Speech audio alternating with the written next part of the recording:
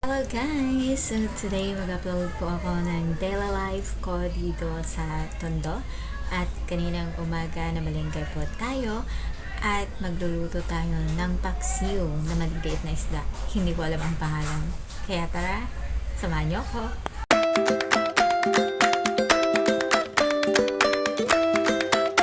Hello guys! Good morning! So ayan nga, tayo ngayon ay magluluto ng paksiw na maliliit na isda. Ito yung napamalingki natin kaninang umaga.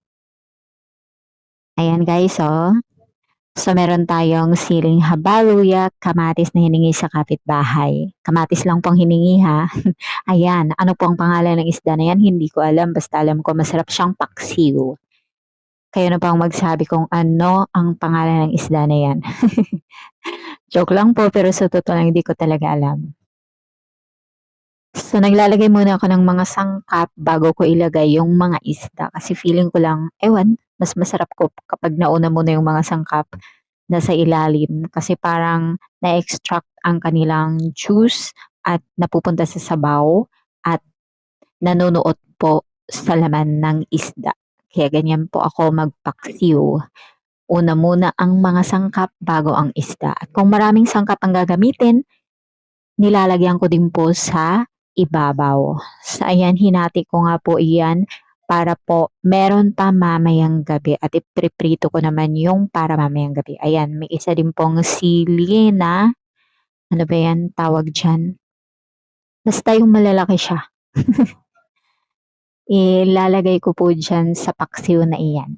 Masarap po iyan. Kahit yan lang kainin ko. Tsaka sabaw ng paksiw na isda.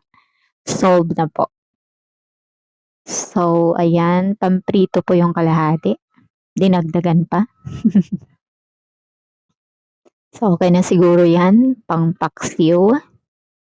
So, ayun, nilagyan ko na ng asin, konting asin lang kasi rock salt iyan.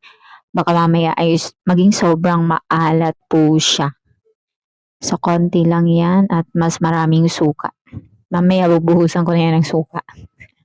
Konti lang talaga yan, promise. Konting asin. Tapos, nilagyan ko din siya ng paminta. Ayan. So, ayan na po. Ready to cook. Takpan. Medium heat lang po. So, ayan guys. Hanggang dito na lang. Bye!